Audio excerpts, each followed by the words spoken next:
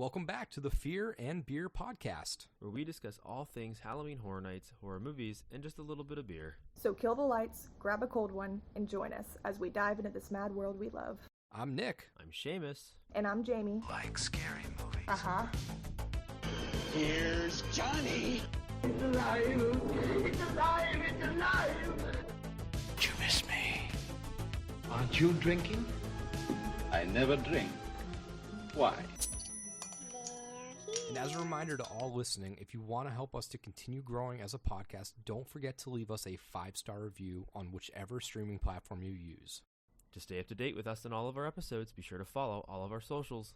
You can find us on Instagram, Twitter, and Facebook at Fear and Beer Pod. Feel free to reach out to us. We love to interact with you all.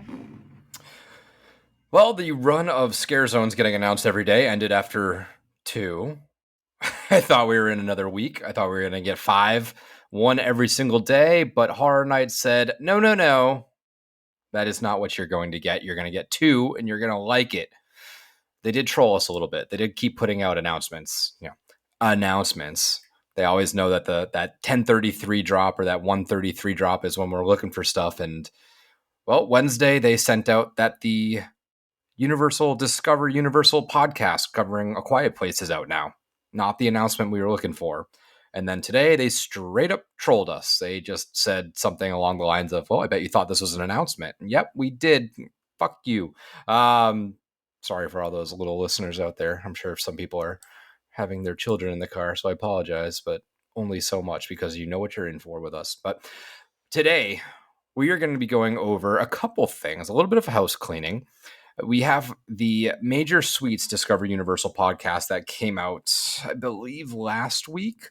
So we'll touch on some of that. There's a couple little, there's really like one interesting thing other than the entire podcast. It's a fun little story, but there was one tidbit of information that seems pretty telling. So I guess you could call it's tough to call it a spoiler when Universal puts it out themselves. But if you are trying to go into Suites 100% blind, we'll let you know to kind of skip a minute or so once we get into that, because there's something in here that is probably going to be in the house that you wouldn't have known without listening to the podcast. So we'll go over that. We'll go over the 2 scare zones that were announced, give you our thoughts on those, and we will do something that we were talking about a couple weeks ago. That is our top 5 houses we've ever been through. Now, mine is changing up to the minute. I'm staring at it. I'm not sure if I'm in love with it still or not, but I think that's where I'm just going to leave it because I just can't make up my mind. But that's what we're going to be running through today. We got the full crew back in action. And, well, I'm Fear and beerless tonight. I have a water. I didn't bring a beer. I have not purchased any beers in a little bit. I'm running dry, and I'm trying to lose as much weight before Horror Night starts so I can put it all back on, because that's what happens when you drink beer and eat fried food at 2 a.m. So I'm trying to preemptively get ahead of that. But that's what we're going to be diving into tonight. So I guess we might as well just kick it right off, yeah? Yeah. Yeah. All right. Did either of you listen to the Major Suites podcast? I've been meaning to, but I have not. No, I haven't either. All right. Well, if you don't want to know anything, then you can skip forward. Let's call it like 5 minutes, because it'll be a short little discussion, but interesting stuff in here. What I took from it is, I'm fixing my camera if you're watching on YouTube. It's a little lopsided. That's close enough. Mrs. Treats is in this house. This house is sort of it's a prequel of sorts. This takes place before the parade, it seems. And it's really well done. It's narrated as a old-timey radio show.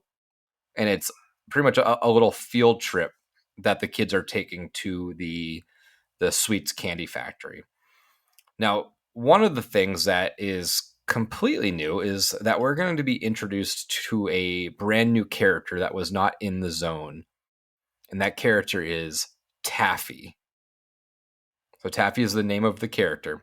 Now, the description of this person I got so far is that Taffy was an exiled outcast, the homeless person probably, that Major Suites found at the docks. He was mutilated from a factory accident, but Major Sweets brought him in to work for him. They named him Taffy because his ridiculous skin, and he's a devout employee, but kind of a monster. He seems like the go-to guy for Sweets so Sweets can sort of keep his hands clean a little bit. Now, this is a character I don't think we saw in the zone at all. It seems like a brand new character.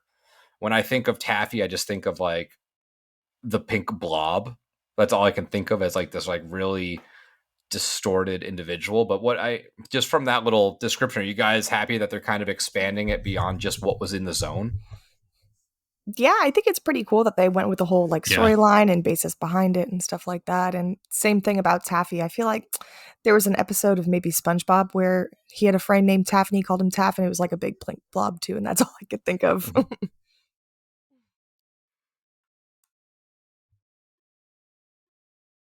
Oh, awkward Yeah, pause. sorry. And just, I'm glad we're getting a little bit more. I didn't want to kind of be just like a rehash of the scare zone. Like they need to go more into the lore of it. And if that means adding characters, I'm all for it. So, yeah. Yeah, I'm glad that they did mention that Mrs. Treats is still returning. And I do like this introduction of this new character. I think it's kind of Major Sweets is sort of the man behind the curtain himself, but it's cool seeing essentially a henchman kind of working behind the scenes in the factory as well. So I think that's how we're going to get some of this like scare factor and stuff like that. But I think that this is going to be a good little sort of body horror aspect to the house that will make it stand out that much more. Mm-hmm. I guess that's really that was all I really took from it. It is a really well voice acted, composed little episode. I think Seamus, I know Jamie will like it, but I think this is going to kind of be right up your alley because that old timey radio show is just like a fun way to tell the story. It's not just somebody talking like us saying like, oh, well, this is the story of the Major Sweets. It's, bring it on down to, bring the children down to Major Sweets' candy factory for this year's annual field trip. I was like, all right, this is good. It's different. That is cool. I like it. It's a fun way to kind of tell these stories. Now, I haven't listened to the Quiet Place one yet. I did listen to the Monstros one. I like Major Sweets' a lot better. I don't think I really listened to these too much last year because I did want to go in more blind than anything. And it's an interesting way to do it because they don't just, like I said, they don't just tell you the information, be like, oh, this is what you're going to see in the house. They tell you a story and it sort of leads up into it. It's sort of like a prelude if you're, thinking of it in book terms. That's pretty cool. I need to listen to it more because obviously I've gotten more into listening to podcasting and stuff with you, some of the ones that you listen to, but I like that they're kind of doing that. That's fun. Yeah. So let's move along now from the Major Sweets into the 2 scare zones that we are going to see this year. Now, we got these announced earlier this week. I believe it was Monday and Tuesday, back-to-back days. And the first one, Torture Faire. Come one, come all to the Renaissance Fair. Brave the gloriously gory medieval torture devices till you're put out of your misery. Now, from just that quick little one-liner, the key art, what are everybody's thoughts on this medieval style scare zone? And where do you think this thing's going to go? That's a tough one. I think they're going to put it in Hollywood. Okay. Personally. Which one are we talking about? The Torture Faire. Torture? It's like the middle. I think it's going to be in San Francisco. San Fran? I could see San Francisco medieval, too. Yeah. I'm stuck between the two of you because I 100% it's not going up front. No. Plaza Stars. I don't think this is going to go into Central Park. And I don't think they're going to build this out large enough for New York. No. So I think it does have to kind of go between either Hollywood or San Francisco. Mm-hmm. So I'm curious. Interesting. If I had to lean one way, I'd say maybe Hollywood because they can kind of have a similar setup as last year with the Dark Zodiac. A lot of That's what I those was stands, thinking. a lot of the stands can kind of be wheeled in and wheeled out for the parade route that's going to be going through this year. So you can kind of have these structures that are easy to move in and out. So, but medieval torture I devices. like it. What are we thinking? I think it'll be very cool. They have like a medieval torture museum in St. Augustine that I've seen like videos and stuff like that of. So I really hope it's like that, very dark, very gothic-y. And not even, I feel like when you think of medieval, you automatically think of like knights and armor and all that kind of stuff. But I really don't think that'll be the route they'll be going. I mean, maybe they'll be scattered in there and stuff like that. But I think it's going to be more of like, I don't know, more like folk medieval, I guess. I think of, no, go ahead. I was just gonna say, I think of medieval times. Or medieval times. Yeah, I mean, I think that this could go either way. I think it could be really cool, or it could kind of be corny and a little goofy. But I have a feeling that it'll be somewhat on the cooler side. I don't think it's going to be super, out there or strange. I think it's going to be kind of like Jamie was saying, like the torture museum type stuff. So I think it'll be kind of cool. Hopefully we'll get kind of like, a few, torturer characters, and then a few people that are being, whether I don't want it to be just set pieces. Like I would like to have like actual like scare henchmen. actors. Yeah, like give me actual scare actors. A lot more interactivity, but and the devices to work. I want them to, be a thing that actually not just be like, oh, cool. I hope there's like a courtyard jester walking around in like those little fancy balloon pants. Yeah, like he's got a little scroll and a flute. Like, I want that little guy in there. I don't know. I'm interested. I lean more towards that medieval carny style thing. Like, oh, let's go to the courtyard today. There's a hanging. There's a beheading. There's somebody's gonna bring out the stretch machine. The ultimate death stretch or whatever it is. But I don't know. I'm excited. I think it's interesting. I think it's very out there. I don't.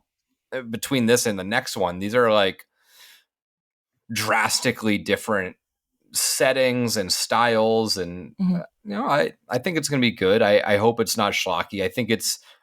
I'm hoping we lean hard into the gore. I think the last like super gory scare zone I remember is Vikings Undead. But yep, I don't know if there's necessarily one that like used gore and like props in that way since then, and I think that's something that we've been missing. I like the scare zones that we've had. Last year was a little bit of a down year for me, but I think if we go the gore route, this could be a win. If it doesn't go super gory, I could see it falling flat. I mean, medieval stuff is not like my jam, so like me either normally, but I don't know. This one really interested me. I mean, even though it was only the one of the two that's gotten announced so far, I feel like I kind of prefer this one over the other one that's gotten announced so far. Yeah, I'm kind of up and down between the two right now. I want to see the full slate, and then I can kind of place them a little bit better. It's hard going 1 and 2 because it's just like it's a toss up, honestly, at this point. The only sorry to interrupt you. I was just going to say the only thing that I'm kind of hoping for is that I hope they kind of make more of like a story like of a set with it, instead of just like having, like you said, when they had Zodiac last year, kind of they had the set pieces set up in different spots of the scare zone. So hopefully it won't just be stuff like that. And like you said, hopefully there'll be like other characters like Jester or stuff like that. People walking around, just more like interactive versus just like watching something on the stage. Yeah, I want a story out of this more so. Like, again, using Dark Zodiac as an example, the story you could not tell from that. But like the whole basis of the storyline, like those people with the chainsaws are, keeping the Zodiacs in the zone so they can be used for power. You didn't get that from the scare zone at all. All you got was there's weird people with chainsaws and there's these like dark, twisted Zodiac figures that are just kind of walking around. They're just kind of there. I want some sort of story, whether it's like, maybe the torture devices are on like timed things, and it's like, oh, this one's at this time, this one's at this time, and you can have the characters role play that, and I'm sure you're gonna have like some townspeople that are there, distraught and crying and scaring you that way in just like weird old timey long dresses and stuff like that, and then I think you're gonna have the torturers and then the torturees. I think you're gonna get that stuff. So I'm interested to see what they pull out. Maybe we'll do a little. I'll have to do some research on some torture devices. Maybe we'll do a top 5 of torture devices we want to see in the zone. We should all go to St. Augustine and take a family fear and beer trip and go to the torture museum to get us prepped up for it. Because I've never been. I've always seen it. I've always seen it when I went to St. Augustine, like when we went on a field trip there when we were younger. That was like a big Florida thing. Anyways, we passed by and even the torture device like, museum. No. We weren't allowed to go in it, unfortunately, but we did pass by it, and I was like, medieval torture museum, huh? Where? So how far is St. Augustine? A couple hours? 3 or 4 hours? A couple hours. Yeah, a couple hours, 2.5 hours, maybe. Interesting. Oh, it's not that bad. It's interesting. That'd be fun to check it out. Yeah. I'm trying to think of the other devices. I mean, I picture like the nail bed kind of thing, like the squishes the together. four-legged limb things where it rips you from limb to limb. I'm trying to think. I saw waterboarding. There was some movie with all these torture devices, and I think Danny McBride was in it. Maybe Your Highness. I don't remember. A guillotine. There's something that I watched fairly recently, I think. But either way, Torture Faire. Any final thoughts before we move along to the next one that was announced? Looking forward to this one. Hope it's cool. Yeah, I hope I'm not disappointed with this one. Mm-hmm. Yeah, I agree. I feel like it's different than some of the stuff we've had in the past recently with the scare zones. I feel like I think it's very different. It is, yeah. I do like the attempt at having a very distinct time frame and basis that will kind of set it apart from the other zones. It's not just randomness, it's interesting. I like it because I'm trying to think of like the past zones that just sort of like, were whatever, it's kind of like in that world for me. So I'm interested. I'll give it a fair shake, and then we'll kind of go from there. So Tuesday, we got our next announcement that the other scare zone, Swamp of the Undead, is coming to Halloween Horror Nights 33. The description is, in backwaters, Louisiana, you're about to be swamped by zombies born from the bodies of trespassers killed and dumped in a nearby bog. So, Louisiana zombies. We got the Bobby Bouchers. All right, what thoughts on this? And because this is something that we sort of saw, Jamie, at Hallow Scream. There was like a little bayou, swampy scare zone. Was. Yeah. Oh, so maybe see, I do remember that one now. Borrowing some ideas, I think, from the neighboring. Yeah, I think what's cool about this one too is it's not going to be just like your traditional, Walking Dead. I think this is going to be more voodoo. Mm-hmm. And more like a voodoo zombie type deal. So there'll be like actual like zombies, but like I think we're gonna get a different flavor. It's not just gonna be the Walking Dead, virus type thing. So that makes it more interesting, at least for me. Yeah, I'm glad that they took the boring aspect of zombies and melded it into something different. Where yes, okay, I get it, it's zombies. However, there's a different little niche thing that they're doing. So it's not just like you said, ooh, brains. It's something a little bit different, and it gives them a setting that's very distinct. This setting allows them to play with, the sounds, the lights. So I think we might have a consensus on where this is going to be located, but where do you guys think this will be located?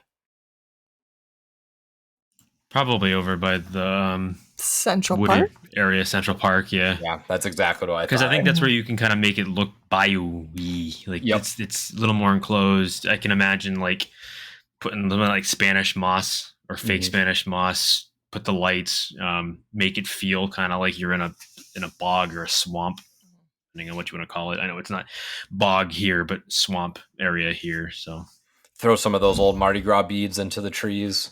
Yeah. Well, I'm sure that they have enough Mardi Gras beads that they can make it work. Say they're still in the trees. They can go collect them. Or some lanterns or something like that. Now I got to look it up because it's going to bother me. But they did have it before at Horror Zombie Gras? Zombie Gras, yes. Zombie Gras, I had to make sure I wasn't making that up real quick. But yeah, so if it'd be something like that, if it's cool, because I really do love the whole Louisiana, like bog, bayou, like style, like setting. I think that's very cool because they could either go just like the like you were saying too, this didn't really intrigue me as much just because of like the whole zombie aspect, but I'm hoping it's different zombies and we don't just see the old regular guys walking around. But I'm interested to see if they go the route with just doing old school Louisiana style, or if they do incorporate more how do I explain it? Kind of like a party for the dead, maybe. Yeah, it's and I like that these zombies are the bodies of trespassers that have been killed. So I'm curious who is killing the trespassers. What land are we on? Like, is this just like one dude's, little shanty, and he's got a little shotgun, he's held up, and he's just killing people and dumping them in the bog? Like, is there a main character in this zone? Because they're giving us that story that these are all murdered trespassers that have turned into zombies. Okay, how does this happen? How did they get murdered? Who murdered them? The mystery of the Louisiana swamp of the undead. I'm interested. I again, talking about this and Torture Fair, two drastically different times and settings. So it's variety, which is what I like in scare zones, because I don't want them to be so similar. Last year we had a pretty good variety, but like not really. They tried to tie Oddfellow into everything, and to an extent that was fun, but at the end of the day, like the shipyard was sort of just like a hodgepodge, whatever. That didn't really mean much. And then the front Oddfellows area, it was cool to have Oddfellow in the little caravan, but other than that, there wasn't much there either. So really you're left with like Zodiac, Jungle, and Vamp, which were three pretty different things. But I want, like, I know we're not going to get 5 home runs, because one of them typically is that front scare zone, which doesn't really equate to much nowadays. But at least having 4, at least attempting to do something different in each of these zones is something that I really appreciate, and, commend them for going at. So let's see. I do think Central Park is perfect. You can control the lights, you can control the sounds. Like, I want that like swampy sound. I want an alligator in there somewhere, like a little animatronic gator. Alligator growling, crickets chirping in the background. Yep. I want like a fake shack. Like, you could do like a big shack set up, like where the little stage show was for Jungle, where he goes to take the stone or whatever it is, the jewel. You could have like a little shack with a front porch up there. You can, like, a little rocking chair. You could have a character up there, warning you to not go into the bog. I want like big wooden signs that like, caution, do not enter. I want stuff like that. Now that I have my thoughts together, because it was going to bother me if I didn't try to say it, what I was trying to say earlier was that I'm interested to see if they will go the voodoo style bayou route for Louisiana and for the undead or stuff like that, or if they just try to go straight up swamp of the undead and not incorporate any of the voodoo aspect or stuff like that. Yeah, because you could easily do that, right? You could say that the voodoo is what's bringing them back to life. Ooh, spooky. You could have a character kind of doing that, and maybe they're voodoo Mama Juju. What you gonna do? Swamp of the Undead. I think you can lock this thing into Central Park. I'm excited. Any other thoughts on Swamp of the Undead before we move into our top 5s? Top 5 houses. I hope they try to do. I've seen people posting about it on Twitter and stuff too. Everyone's got the right idea with the lasers. How they could kind of do the water overlay look with the lasers in the zone. The kind of like the fog over it and stuff like that. I think they'd be able to do it. I'm sure they could. Yeah, it's interesting, and I got to get over there at some point too, because it seems like every day we're getting more and more structures. I know. There's a bunch of big structures up in various zones now. So I don't know which ones are where exactly. I haven't really been paying too much attention. If you're, a listener of a long time, you know that I don't necessarily go to the park. I see this stuff online, but I don't necessarily go to the park and see this stuff in person. I want like that's the first time the first time I want to see the props is like with the lights on, with the actors there. I don't, for me, seeing like a couple set pieces out there does nothing for me. It doesn't excite me more. I couldn't possibly get more excited. So like seeing just a static structure doesn't do anything for me. so I don't need to be spoiled. I'm going to see it online anyways because that's the nature of the beast. Unfortunately, I have to see the stuff that's on Twitter and Instagram, and I get that we have to post that stuff, but that is what it is. So excited. Do you think we're going to get some more scare zones next week? Yeah, probably. I hope so. I knew they weren't going to announce it when we were at work the other day. I was like, I don't think they're going to do it today. I don't think they're going to give it to us. Yeah, interesting. Their scheduling is so ridiculously bizarre this year. It is up and down. They do one house that's spooky, then they do all the originals every other day, and then they wait a little bit, then they do an IP, and then they do 2 scare zones. They still have another house to announce. Like, it's all over the place. So do you think that they're maybe not going to drop the rest of the scare zones and drop the last house announcement and kind of do everything at once like how they did last year? They dropped everything at once they made that last announcement? I don't think so because there's so little to drop at this point. Just the rest of the scare zones, I guess, yeah. 3 scare zones in a house. I mean, when they do that drop at the end of the year, usually it's the 6 original houses and all 5 scare zones. Like, it's a lot. True. But very because true. They kind of, preemptively announced the originals, I don't think we're getting any sort of like dump. There's nothing left to dump. There's only 3. There's only 4 things really. Show, 3 scare zones and the final house. So I'm curious if we get the house before the final scare zones or if we get all the scare zones and then the house. That's what I was, yeah. I'd love it if they just didn't announce that last house. They just left it up until opening night. Like, everyone kind of knows. Everyone, everyone's seen the rumors. Everyone's seen this and that online. Yeah. It'd be interesting if they were just like, yeah, I mean, there is a 10th house. You gotta come see it. We're not gonna tell you. It's there. That would be so annoying. Oh, I'd love it. I think it'd be I'd hate it. Of course you would. Of course you would love it. Oh, it'd be great.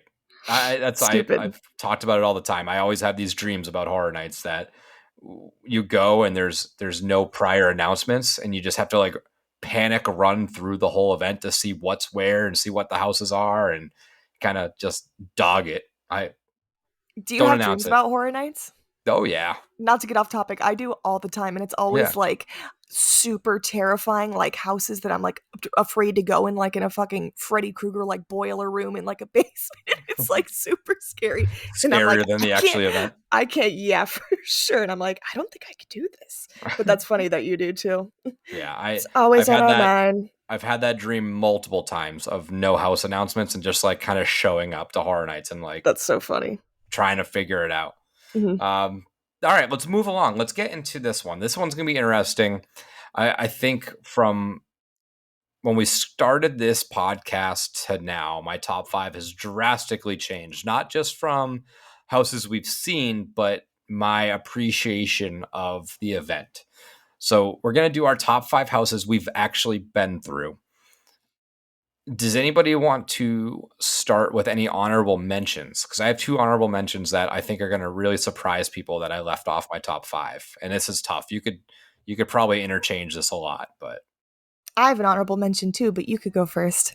You can go, because I have 2. So my honorable mention was HR Blood and Guts Holidays of Horror. It was make tough. The top 5? It did, and it's probably number 6, honestly. Because I thought about it last minute, and I was like, damn. Can't leave this one house off there, so I had to do a little switching around. All right. I love the holiday horror. So fun. All right. Any honorable mentions on your list that you left off?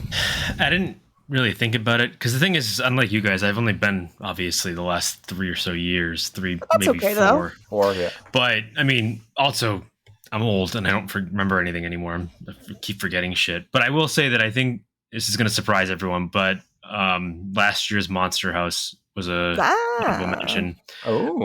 Because of how much I liked it. But I didn't make my top 5 because there were just 5, and I'll spoil it. I have all originals. I don't have a single IP in my top 5. But it just couldn't break those 5 out. take those 5 out. Yeah. So my honorable mentions didn't make my top 5. Big surprise. Because everyone knows how much I love this house. Puppet Theater. I didn't put in my top 5. It's close. Very close. Surprised. I thought you were going to say Dead Man, so I was going to be like, oh my God. No. And my second honorable mention, which I've kind of gone on record as saying is one of my favorite houses of all time, I will follow Seamus's suit. Mine are all originals as well. So I did not put Krampus in my top 5, which is like one of, I've always kind of said it's my favorite house, but like I said, my appreciation for this event has grown, and I've started to really just dive more into the lore, which I think is pushing me in that original direction. So yeah, that was a tough leave off. You know, those two and my 4 and 5 could probably rotate on any day. So, you know, we'll see. So who wants to kick us off with their number 5? Well, I could kick us off. I feel like you usually always start it off, Nick. And to many of your surprises, I only have 2 originals on my list. Now that I'm looking at it, the rest are all IPs. All right. So I figured this one, I guess this would be considered an IP. It seemed more of an original house, but this one we are kicking it back to HHN 21 with Lady Luck, and the house that made my number 5 was Nevermore, The Madness of Poe. So this was the Edgar Allan Poe themed house that they had that year. Seamus, I feel like this one would have been. It would have been on Seamus's right list. right up your I'm alley. so jealous that you get to go cool houses like that. It was a very cool house. They had it in one of the sprung tents back in the day, so the entrance, the facade was really cool. Very like a narrative house, kind of like you would walk through the house, it would be telling you stories and stuff like that. And I think it did 4 or 5 different stories that you would walk through. So it was very cool, because I've always, growing up when I was like a kid in like middle school and stuff like that, and getting into reading and whatnot and stuff like that, when we learned about Edgar Allan Poe, I was always like, man, this guy seems pretty interesting. So seems super kind of weird. got me into the, I know, right? Kind of got me into the spooky side of reading, I guess. But yeah, really good house. I guess you would consider this more of an IP. They kind of branded it as an original, I feel like, because it was never really like, I don't want to say actual. like, yeah, I mean, I guess it is an IP because it's based off someone, but they never really advertised it. That's the word I was looking for, as an IP for that year. Gotcha. Yeah. All right. Seamus, you're number 5. So my number 5, it's, I hate to put this in any particular order because it was hard to order them. But my number 5 is Puppet Theater. Okay, so it just made your list. Yeah, it was the surprise of that season, of that year, a couple of years ago, where I don't think anybody really expected much from it, other than like what we were hearing about it sounded something like it was going to be right up our alley, but we weren't really sure. And compared to the other ones that year, it did kind of surprise a little bit, in the sense that there were, I think, a few that everybody were super high on. We weren't really sure what to make of this one, but then when we actually went through it and appreciated it for what it was and what they were able to pull off, it definitely stuck with me. So it was good enough that I could consider it one of my 5 favorite houses. All right. Interesting too. Now looking at my list, I have no repeat years either. So these are all from different years. Mm-hmm. So my number 5, people are probably going to be surprised it's this low. HHN 29, Graveyard Games. Oh, Graveyard Games. Yep. Fun one. Has to be on the top 5 list for sure. It has that scare factor. It had a really interesting intro with the whole like Facebook Messenger kind of thing. I just thought it was a really fun story. I thought it was a lot of very different rooms. I remember distinctly walking through the room with Seamus with the little, I think it was probably for the first time, with the little children scene. Yes, he's like, oh, fuck, I do fuck, too. fuck, fuck, fuck, fuck. Like, no, God, no, get me out of here. I hate kids. Yeah. Terrifying little scene right there. I'd love to go through this house. I'm very curious if in the back of my mind, if this is my top 5 houses of all time for me that I've gone through, or if it's top 5 houses I want to go through one more time, which I guess you could make an argument that it's the same exact thing, but that's where it landed for me, my number 5 at Graveyard Games. So Jamie, you're number 4. Nice. So my number 4, we are not going to be kicking it back this far that time. We're going to be going to next year. Next year. Whoa. What do you know that we don't know? It's, what time is it? 10:43, way past my bedtime. But HHN 23 had to be on the list at number 4. Blood Moon Dark Offerings. This just Seamus, 33. Or 33, I'm sorry. Yes, Okay. I put 23 on here. Oh my god, I am losing my mind. But yes, HHN 33. 32. Last year. 32, not 33. Now you're confusing me. This year's 33. This year's 33. Oh, It's Christ 32. Christ on a crutch. Oh man. They're Yeah, all over the place. Blood Moon Dark Offerings, HHN 32. Great house, all around great house. Still, and Nick, it's funny that you say that about wanting to go through the house one more time. I feel like this is definitely one of those houses that I would just be like, man, just one more run through it. We took it for granted, all the short wait times through it. Even though this house we probably did more than any other house, I feel like it just still wasn't enough. It was a lot of runs. Definitely a lot of runs. Let's see. Well, Seamus goes into his number 4. I'm going to look up because I still have my tracker on here somewhere. Oh, I forgot you. Yeah, kept track. Oh yeah, it's probably a good idea because we're gonna want to know what it is. So you can put it up on the social media page. But I did 14 runs of Blood Moon. Oh, you tracker that tracker. Yeah, oh, not shit. as crazy. Not as crazy as other people's.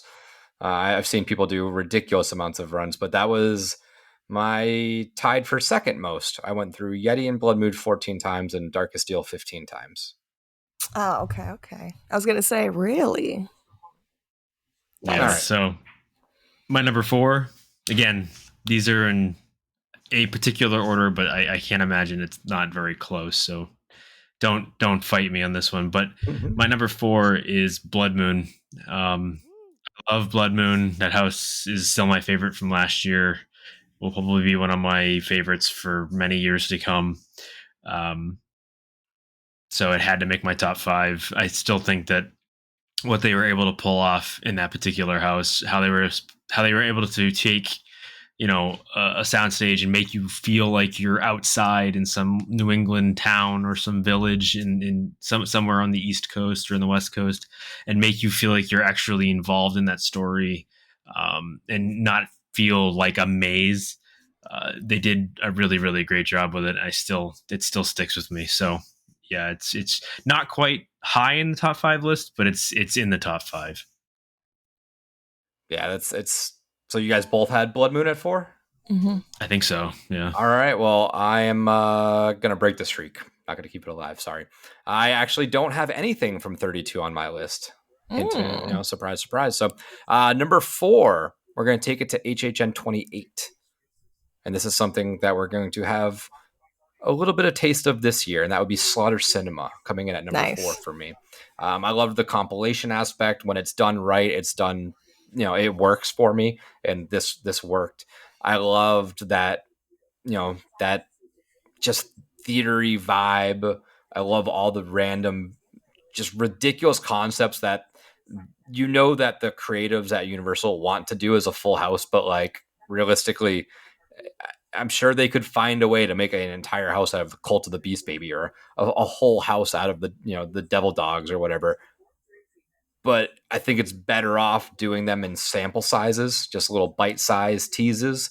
So I think putting them in that world works better. So for that being one of I think that was my first year as a local. It kind of holds a little bit of a soft spot for me. So that's my number 4 is Slaughter Cinema. Nice. So Jamie, top 3. What is number 3 for you? Top 3. Well, in previous episodes, I've talked about this house before.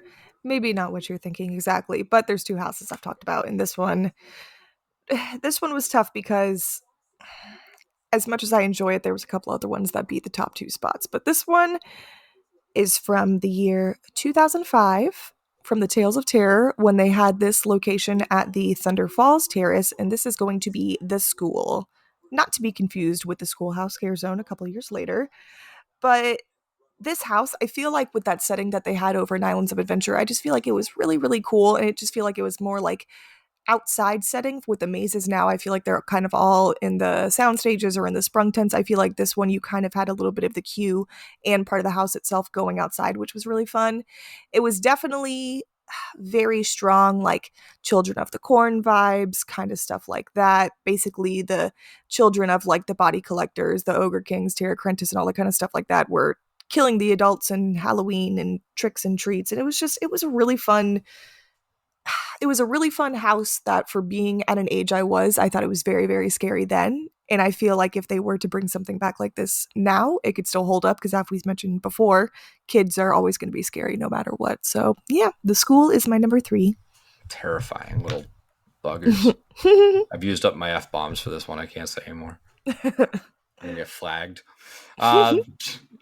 Yep. Again, jealous. I don't think I haven't, other than Blood Moon, I haven't done the other two that you've mentioned. So, Seamus, you're number 3. My number 3. We're starting to get down to like puppy dogs. Oh, dogs going crazy. We almost made it.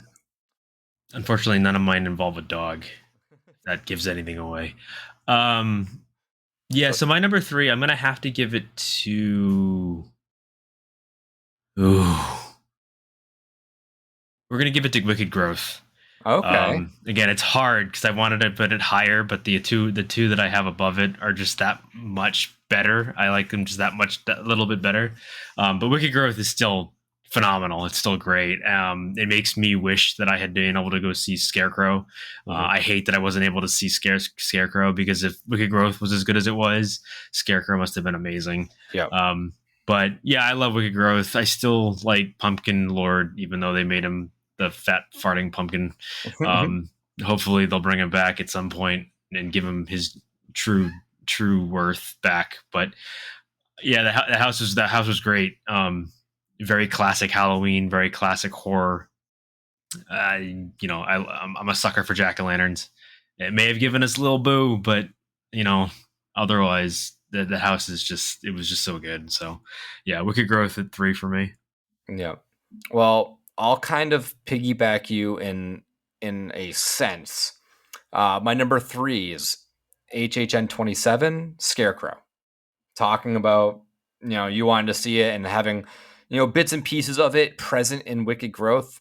This was not a house I ran. I'm so bad with years as well. I can't remember if I was a local here or not, but I know at that point I wasn't going as often. So I'd either gone once to 27, or as a local, I went like a handful of times, but not nearly as much as I go today. And I just, the scare factor in this house for me has really been unmatched in any houses I've seen since then. The aesthetic was really, really cool. I just loved the story. Unfortunately, I was a little disappointed with the scare zone that they did for Scarecrow, because they kind of overhyped it. When you do something based off of something that's so, held in such high regard, it's tough to capture that magic again and bring it into a different median of, scare zone versus house. It's tricky. And they kind of duped us, saying that it was sort of like a house / zone when they had that big old barn up there. So that kind of got me a little bit, overexcited. But the house itself, you can't say enough about it. This thing was just firing on all cylinders. They lent it out to Hollywood to use, so that's how you know it's that good, is that an original concept made its way across. It's much like how we're getting Monstros this year. We gave them Scarecrow either last year or 2 years ago. But yeah, I loved this house, and I wish I could go through it one more time. So, Jamie, you're number 2. Number 2 is one we have all done before, from HHN 29. Probably my favorite IP house that they've ever brought to the event. It was made for me. Sad to say that I only got to run this house one time, which is absolutely diabolical. But honestly, it's okay, because it encompassed everything I was hoping it would be in the house, and I didn't want to ruin the experience after that, which is going to be House of Thousand Corpses. Just what a good rendition of the movie brought to life in the house. That's why I just love these IP so much, and especially when it's movies that other people know too, because I know sometimes you have those one-off that maybe not a lot of people are into it, stuff like that. I feel like House of Thousand Corpses has gained such a cult following, and I'm pretty sure that year it got House of the Year, if I'm not mistaken. So I'm just really glad to see that other people appreciate it as much as I do, and all around it was just such a cool house. It was really fun to see all the characters, and just the Dr. Satan that they had, and just everything was just like still from the movie. It was super cool. Yeah, that one, I did it more than the once that Mhm. you did it. But yeah, that was we kind of didn't mess around with lines that year. We Mhm. didn't go a ridiculous amount. You know, we Right. went a handful of times. Again, not nearly as much as we go now, but it, I do wish we could go in a little time machine and do this house Mhm. a couple more times at least, because this one was a really good one, and it was kind of built perfectly for this. I mean, the concept of House of a Thousand Corpses came from writing it for a house at Hollywood, so Mhm. you know, it was kind of made for it in a sense. So, Mhm. Seamus, number 2. Sorry, I keep muting myself. My number 2, this is where it gets a little bit easier. My number 2 is Graveyard Games. I love that house. Still one of my favorite of all time. I think like Nick, you may have already mentioned it, but like with the little kids, like that whole area, you want to scare Seamus, put scary, messed up kids or what look like scary, messed up kids, anyways, in your house, and I will run out of it screaming like a child, being chased by children. So yeah, I like Graveyard Games. I think the story was great. I wish they would bring it back or give us at least something like a sequel to it or something along those lines. Maybe not a direct Graveyard Games 2, but like give us something that's in that same world or that same feeling. And I would be totally, ecstatic for that. So yeah, so Graveyard Games for me is number 2. All right. Number 2 for me, I think this one will surprise people. My list is pretty surprising, I think. From HHN 31, I'm putting Dead Man's Pier at number 2 for me. Ooh. Yes, I know. I have a lot of love for this house. Wow. It's I a have to know beautiful, what. No, beautiful I need house. to know what number 1 is. I Right? take that back. You said you didn't have any IPs. I don't have any IPs. Huh. Yep. I'm interested. Dead Man's Pier. We've sung the praises of this house for years now. It's an homage and it's a love letter to my roots growing up in New England. It had the story, it had really cool characters, it had great scenes and scenery and setting. It had great sif, had like a lot of spraying actions. It really was doing a good job. You had a little bungee scare in there. It was just a all around perfect house. I will say it's perfect. It's not number 1 for me today, but you could ask me tomorrow and it might flip flop a little bit. But I love this house so much, just as much as I love the scare zone. But I putting this list together, I think I had to put this other one ahead of it, and I'll tell you why when I get to it. So, Jamie, what is your number 1 house that you've been through? My number 1, and I just want to go for saying too that I kind of do feel bad that I'm doing like houses that you guys haven't done before, because I do wish you got to experience them, and hopefully maybe some of our listeners have gotten to do some of these houses as well, so they can kind of relate on that end. But this is going to be an old one too. I love it. I've talked about it plenty of times. With my top 3, I think those are the top 3 houses I always talk about. It's going to be a Dead Silence. What Yep. just Saw that one coming. I just can never get over it. And honestly, I was thinking it was tough between House of a Thousand Corpses and Dead Silence for the number 1 spot. But the way that this house played on your senses and just on the scaffolding itself, I've still never seen anything like this in a house before. How you're kind of walking through the theater setting and it was a scaffolding as if you're up in the rafters walking and you have the big room of dolls.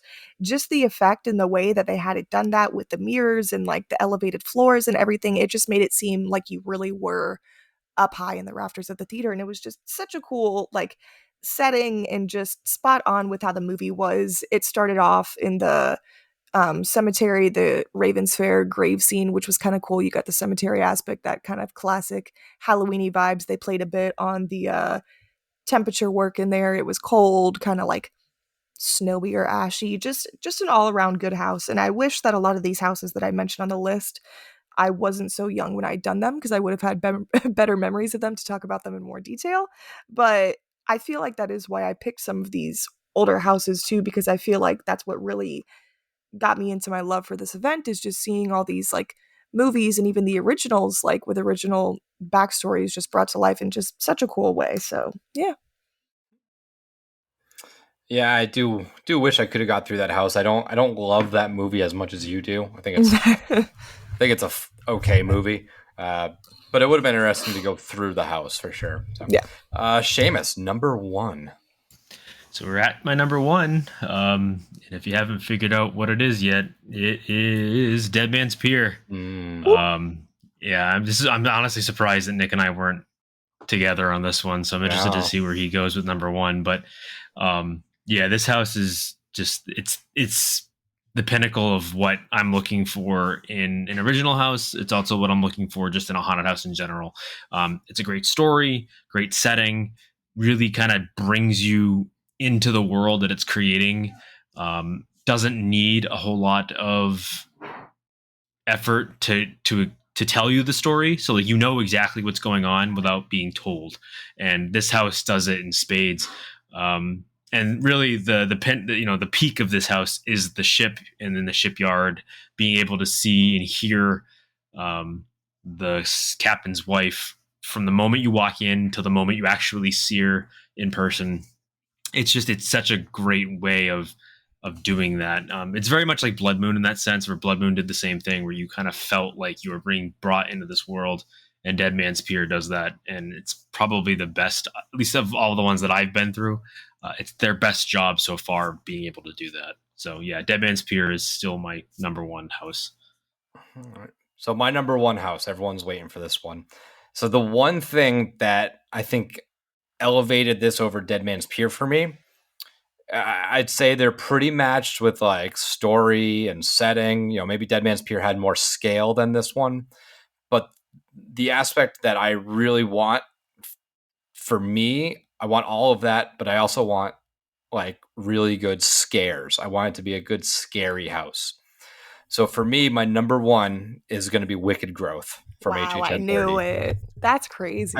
I as much as I love and go towards my New England vibes, I also have that love just for classic Halloween, just pumpkins and witches and, you know, everything that comes with it.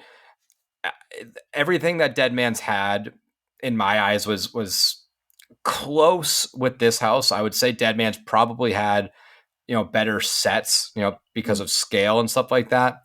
But going through like just that little like rickety house in Wicked Growth, it works as well. Like that setting nailed it, what it was supposed to be, as much as Dead Man's nailed what it was supposed to be. So they're pretty close for me for that. But Wicked Growth just had some more scares in there. And it had the story of, you know, you're following along and the pumpkin lord is being grown and you're seeing the vines get bigger and bigger. And you finally, at the end, you get to see the character itself, you know, right in front of you. So that aspect of like build up storyline plus the scares, I think this still has one of my favorite scares in any of the houses, is that little fake fencing part where you're walking through, like you're walking across the bridge essentially, and you have that character jump out into like the little, I forget what they're called, but almost like rubber bands, but it's lined up to look exactly like the pieces of wood that are next to it. So you're like, all right, I don't know which one's which. But I love that one. I think this is where you walked over the bridge where you had like the headless horseman trotting along as well. You could hear the cuckoo, cuckoo, cuckoo, and stuff like that. I just thought that they played with that. And the fact that this was in a sprung tent is just insane. So it was a good house. That's kind of why I have it just edging out Dead Man's Pier by like absolute inches. So, but those are our top 5 houses that we've actually been through. So before we sign off, let's get into a couple other things really quick. Let's get into some call-ins. We had a couple call-ins talking about the scare zones. So let me cue these up, and then after that, we will get into our horror movies of the week. So let's dive into some of these call-ins.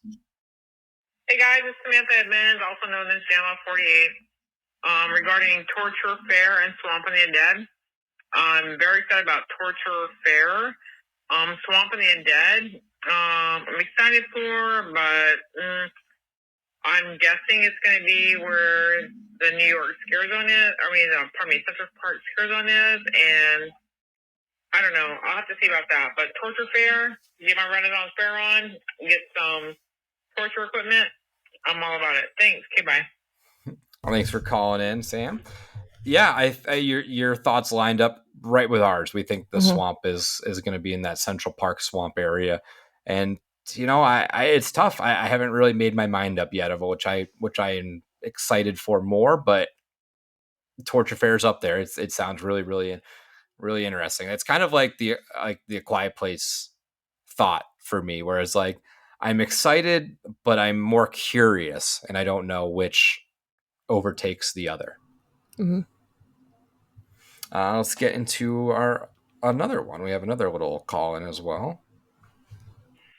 Hey, Matt. I love these 2 scare zones that they just released. What the hell happened today? They're just taking a break. I was fully expecting something. But any idea what the Swamp of the Undead and the Torture Fair were for those photos they released on the spec map? I'm pretty excited for these scare zones this year. Getting pretty hyped for them. Hopefully they don't disappoint. All right, bye. All right, thanks for calling in, Matt. Yeah, that is interesting because I haven't gone back to the spec map, but I'm going back to it right now. I was going to say, now I'm going to look at it. I don't think either of them were referenced. I don't think anything on there, because what did we have? We had what we thought would be the Blumhouse logo. We had toys. We had the Eye of Otis. We had the sombrero. And then we had like a little biker helmet, like a motorcycle helmet. I think so. So I don't think any of those are lined up to either of these. Maybe not. Which I think that was pretty early for the logos on the spec map for scare zones. I think they were just trying to get a jump on it a little bit, just because they know stuff was coming, pretty fast. So I don't think those were hinted at all, which is kind of why I like having these out a little bit earlier, because it's so out of left field. We didn't see it coming at all. So I didn't think of that previously, what they could have been, but I don't think they were. I don't think there were anything at this point. I don't think either they knew and they just chose to not put them yet, or they really were just getting different information from other people. But also, yeah, what the hell happened on Wednesday? There's a whole bunch of nothing. That's exactly my thought too. I was sitting there on the phone waiting. I was like, it's coming. It's not. It has to. It has to come out. They already did 2. Now, I don't know. I don't know what their schedule is going to be. I don't know if it's 2 and then a house and then the other 3. I don't know if we're doing 2. I don't know if we're doing 1. Your guess is as good as mine, but I assume it's safe to say we might hear something next week. I don't know what that's going to be, but I think we're close enough where you can almost expect something weekly until we're completely done. Mm-hmm. It's creeping up on us quick. It is. Mm-hmm. All right, let's get into our last call in, and then we'll get to some horror movies of the week. Hey guys, this is Adam from Orlando. Pretty excited about the scare zones. I think the Torture Fair, we can kind of get back to some gore. I think the last couple of years, you've heard some people complain that maybe Horror Nights has gone a little more family, which, that's definitely debatable, but we can get back to some gore, and I think that'll bring back some of the hardcore fans to really get them excited. There's a torture museum in St. Augustine. Wife and I have been there. If they incorporate even half of those torture devices, we have a serious scare zone on our hands here. Jump scares, that'll be fun, but just the gore alone, we really will have something cool here. And then obviously Swamp of the Undead. If we don't have Zombie Shrek, I think that there's going to be riots. That's all. Cheers, guys. Get out of me, swamp. Yeah, I think there has to be a Shrek reference somewhere hidden in there. There just has to be. I'm so glad he mentioned the torture museum. Yeah, well, it seems like we do have to make a trip out there, because I'm very curious what these contraptions are. And I'm hoping we get I hope there's one where there's like a rack that's like twisting, and I hope you get sprayed with like water from it, like it's blood or something. Mm-hmm. And I feel like everyone's kind of on the Torture Fair train. I'm glad this is intriguing a lot of people, because I think it, just like Adam had mentioned, I think it could be possibly one of the more gorier scare zones we've seen in a little bit, because I think it has, I don't want to say that it's gotten more family friendly at the event, but maybe a little less, or a little more toned down, I'd say. So I could see that aspect. So I'm glad they're listening to the people at least. Yeah, I think this is the potential to have that like throwback feel to a sense. It have that true gore. I hope they. It's tough because like I think I'll be more disappointed if it's not that gory, just because when you call something torture Faire, Yeah, like your mind goes there immediately. So I really hope that it's kind of over the top and just gore. I think that's what it needs to be, and I think that, like you said, Adam, the OG fans would really appreciate it. But, for sure. all right, horror movie of the week before we sign off. Me and Jamie saw something, but before we get into that, Seamus, have you watched anything interesting this week? Or I haven't. No, not since the last time we talked. So we'll talk this without doing spoilers. But Jamie and myself saw Long Legs with Avion and Allie. Great little horror group right there. Jamie, why don't you kick us off and talk about Long Legs a little bit? I mean, it's hard for me to say without spoilers. Seamus, I think you'll like this movie to an extent if you do decide to watch it. I feel like it was more portrayed as being like a straight up like super scary horror movie, but I feel like it was definitely more of a mystery thriller shrouded with horror aspects and horror elements, which is still really cool. Overall, I see a lot of the reviews have been very mixed, only because the way it was marketed, I could see why people were getting a little like downplayed by how it was. But personally, I loved it. I all around thought it was a great movie. The cinematography was great, the acting was great, the sound was great in the score that they used. And I know obviously like that could be all good aspects of any movie and kind of bring a movie together even if you don't like it. But even the storyline that it followed, I thought was very interesting. Personally, I love the whole thriller and horror. I like that aspect a lot. Sometimes I think I like psychological thrillers more than I do horror movies originally, but overall, I think it's a really good watch. Even if you have not seen it, but you've seen the reviews kind of bashing on it a little bit, just watch it for yourself, see how you think it is. Because personally, I think it was great. Nick, I know you liked it too. So, what would you think Seamus would like it? Yeah. I think this is a Seamus movie for sure as well. Okay. Which is interesting that we all agree. I think we'll all agree on it. But it's this Nicolas Cage being, it's Nicolas Cage being Nicolas Cage, but still in a scary way. He's still being like pretty ridiculous in some scenes, but in the setting that he's doing it in is pretty horrific. Whereas, in other scenes in other movies, it's just like, oh, that's Nick Cage just being batshit crazy, screaming or whatever. I really like the detective thriller, almost true crime feel to it. I don't think I watched trailers for this. I kind of wanted to go in really blind, but the only thing I knew is that it was something that people were saying was a negative, that they weren't really expecting this detective-y slow burn style thing. Whereas I had heard that, so that's what I was sort of intrigued by. So I don't need the super crazy horror. I'm not going to go out and say it's like this crazy scary movie, but it's a very good movie. It's a good thriller, and I really did enjoy it. I do want to go see it again. I think we'll take a little trip this weekend maybe, because they're playing it. For anybody listening that is local and wants to see it, they are playing this movie at the Enzian Theater. That's up in Maitland. It's a great little single run theater. Super cool. One screen, but they're showing it on 35 millimeter film, which is just a whole nother aesthetic that super cool kind of adds to it. So I think we're going to try and sneak up there this weekend at some point to go catch that, because I'd like to see it again. And the fact that it's being shown on actual film is pretty intriguing to me. Yeah. So I'd like to see it again. But I really liked it. It was broken up into like 3 parts, so I kind of like that as well.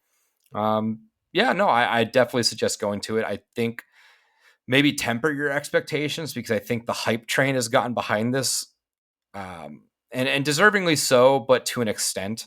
I don't ever want to see movies get underhyped, really. I like when people want to go check out new horror. Yeah. But I've been misled before, and I hate it. When people are like, yo, you have to see this, every preview is, this is the scariest movie of all time, blah, blah, blah, blah. And then I see The Witch. And I'm like, okay, you Oh, fucking come on. The Witch was liars. good. Sure, it was good, but like, it's not the scariest movie of all time. It's not No. the best horror movie, which is what they were saying about it. So like, I had my expectations. And that's probably why I'm so down on it, is because my expectations were so high on it. I don't want people to fall into that camp for long legs. I'm not going to say it's again, it's not the best horror movie of all time. It's not the best, scariest movie of all time, but it's a very good detective thriller. Mm-hmm.